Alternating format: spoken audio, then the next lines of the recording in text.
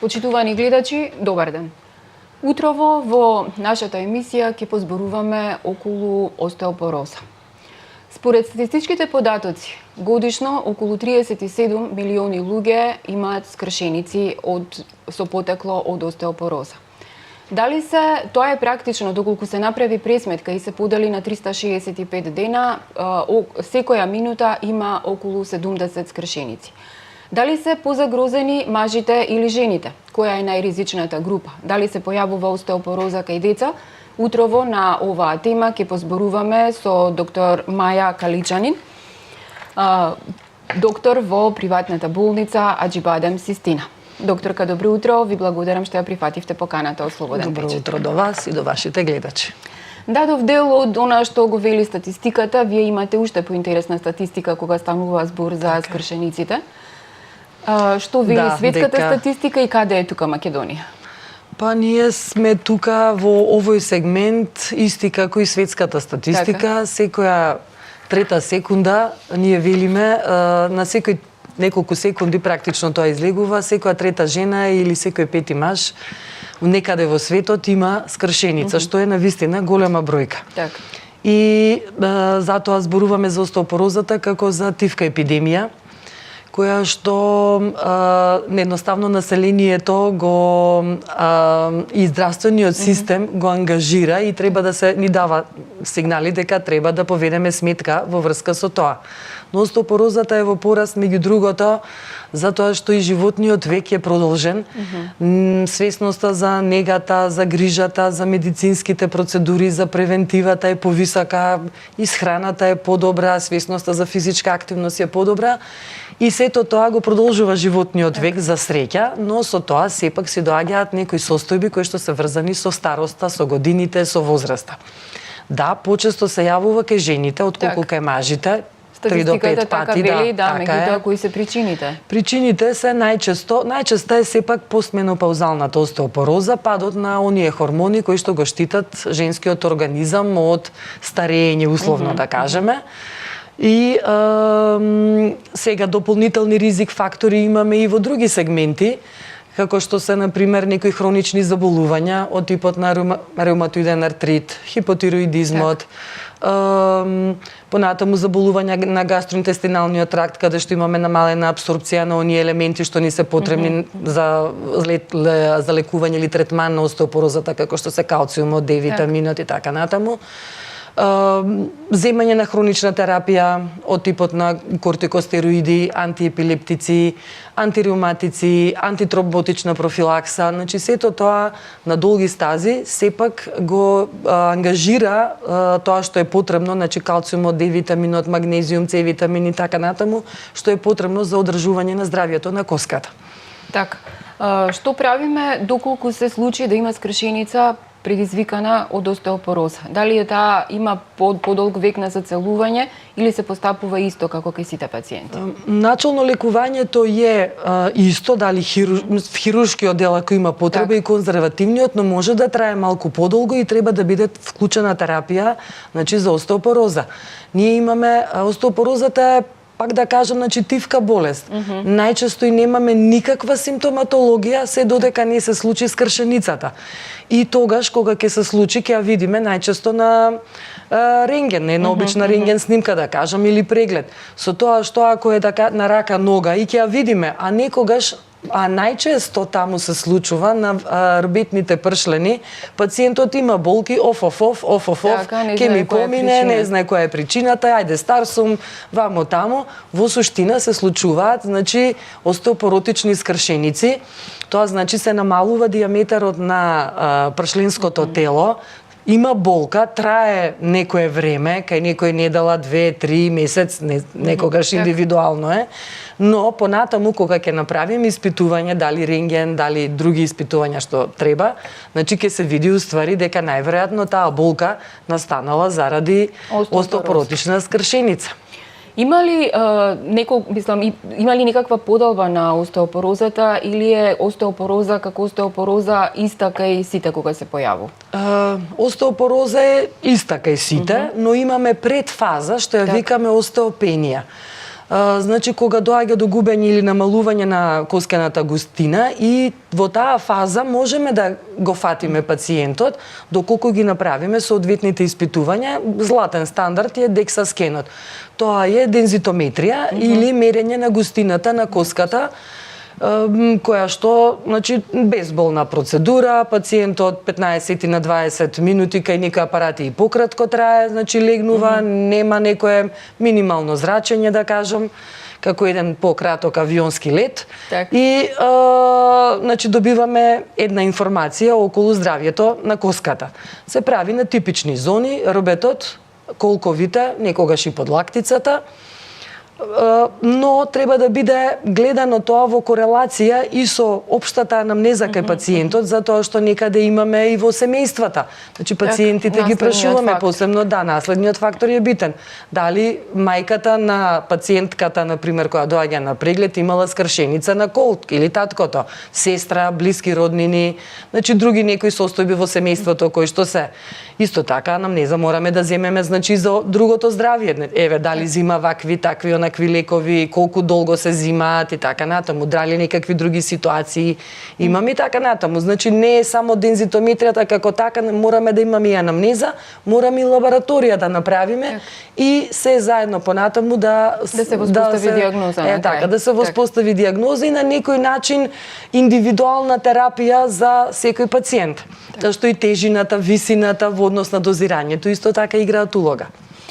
Околу најниската возраст, кога еве вие имате долгогодишно искуство и што вели светската статистика, кога најрано може да се појави остеопороза и дали младата популација може кај деца поконкретно да се јави? Така.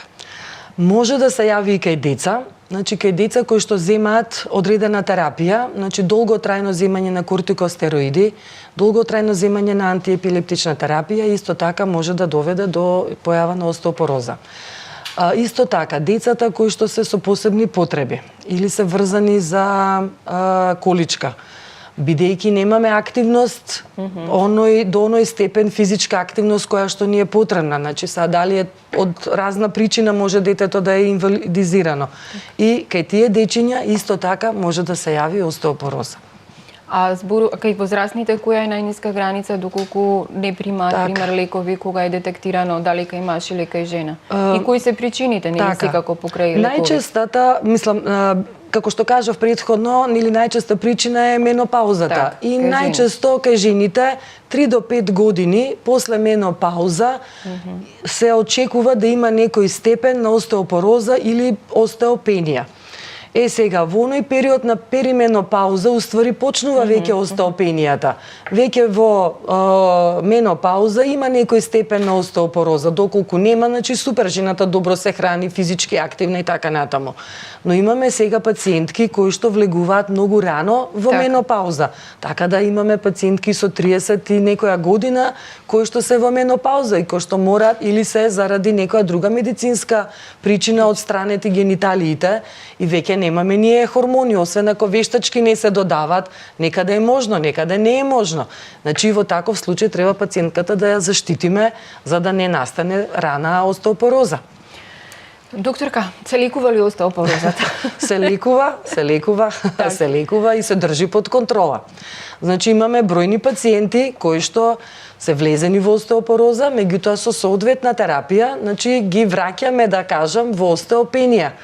И ги одржуваме на тоа ниво, значи со многу помала терапија, со соодветна, како да кажам, стил на живот, начин на исхрана, еве физичка активност, стално ја спомнувам, ама тоа мора, битно е за работата на, за метаболизмот и на коските и на мускулатурата, затоа што старите луѓе меѓу другото заради можеби други причини, кои што се долго време во мирување, а не мора да се стари, еве и спортиста да е, скршеница има, и мобилизирање месец и пол, веќе на таа локација, значи на коската настанува некој степен на губење на коскена маса. И тој треба да се врати. Но кај возрастните или кај старите, да кажам, таа старачка остеопороза, заради неактивност повеќе мирување, значи уште повеќе се нагласува тој момент. Освен таму заради инактивноста се губи и мускулната маса, саркопенија го викаме тоа. И едноставно нема доволно ни мускул кој што сега ќе го движи телото, кое што движење му е потребно за да не настане остеопороза. Кога сме веќе нели за лекување кажавме, меѓутоа докторите секогаш велат превенцијата е најдобра. Еве еден совет што значи превенција и кога е вистинскиот момент да се почне со додавање на витамини кај деца, бидејќи младите мајки нели и за имунитет и за било што даваат витамини. Така. Ние од најрана детска возраст, значи од доеначка возраст даваме D-витамин. Значи од 8 ден веќе се дава една комбинација D3K1, каде што има 400 единици D-витамин, веќе од третиот месец тоа станува 800 единици D-витамин. Како растеме, таа доза се зголемува и некако в годиниве се повеќе не е како порано што беше до трета година или до година и пол да се дава D-витамин. Начинот на живот ни се измени. Значи не растеме надвор. Едно, значи сме цело време во затворени простории, градинки, школи, работа, после тоа активности, англиски, германски, компјутери, не знам кој спорт, кој ова, така, ама сите сме во затворено. Потоа, експозицијата, дури и летно време, не можеме да го искористиме на сонце, затоа што температурите станаа превисоки. Значи, од 11 до 16 часот, кога би требало да го примиме на најголемиот D-витамин и тие зраци, е најтоплото време. И едноставно надвор не може повторно сме внатре. Значи, треба или многу рано или многу касно, ама треба подолго, затоа што експозицијата не е и јачината толкава на сонцето, така да има потреба практично преку школската година, да кажам, ајде септември е кај нас топол месец, ама од октомври до мај да се прима D-витамин од тие причини. Значи, барем се додека детето расте. А расте до крај на пубертет. Значи, коската уште расте, мускулот уште се добива на маса. И ние велиме за превенција на остеопороза, треба уште во детска возраст, значи во мал рана пубертет, да се изгради доволна количина на коскена маса, а после тоа таа да ја одржуваме. Значи детето треба да бидеме како деца активни, физички активни, надвор да сме, значи да имаме изложеност надвор на сончева светлина колку што е тоа можно. Потоа, значи се одржуваме. Се одржуваме со правилна исхрана. Значи доволно калциум во храната. Не мора да е чисто млеко, може да е јогурт, кисело млеко, урда, моцарела, јаткасти плодови, грашок, тие зелени исто, салати, руколи, значи тие имаат одредена количина на калциум. Понатаму да имаме доволен внес се препрачува и на А витамин устоа, јајцата, рибата, D-витамини во риба исто така. Понатаму физичката активност да не биде запоставена, значи не само школски активности и работни активности. Мораме малку да си одвоиме време за пешачење, некаква јога или пливање или нешто што ќе биде. Значи жените повозрастни пешачење поравно, некои скали малку, некои мали текчиња. Значи мора да се вежба едноставно физички, мораме да бидеме активни. Кога е вистинското време да се оди на лекар? Има ли некакво испитување кое што може да се направи за количина на калциум, пример во коски, за да се превенира, доколку е веќе тргната работата? Па ние како што кажав, освен таа дензитометрија што ја правиме и лабораторија каде што испитуваме калциум серумски, значи преку крвта тоа се прави, калциум серумски, калциум јонизиран, да видиме колку го имаме, дали тој стасува на клеточно ниво. Испитуваме D-витамин исто преку крвта, некои коскени маркери исто така. Значи, така, правиме една лабораторија преку која што индиректно заклучуваме дали имаме доволно и дали тоа се искористува на некој начин. Ова е препорачливо, предпоставувам, за жени кои што се во менопауза да се направи, така за да не дојде до остеопороз. Значи, превенцијата тука би почнала 3 до 5 години од менопауза, веќе да се направи прв DEXA скен и таква една лабораторија. Но, пак ја кажам, не се само жените и мажите, предходно вие спомнавте, но и мажите имаат андропауза и кај нив имаме пад на хормони. Поредко е кај мажите, но поредок е тој степен, но не дека немаме пациенти мажи на кои што им е потребно лекување. Доктор Маја, за крај на интервјуто една препорака до вашите пациенти.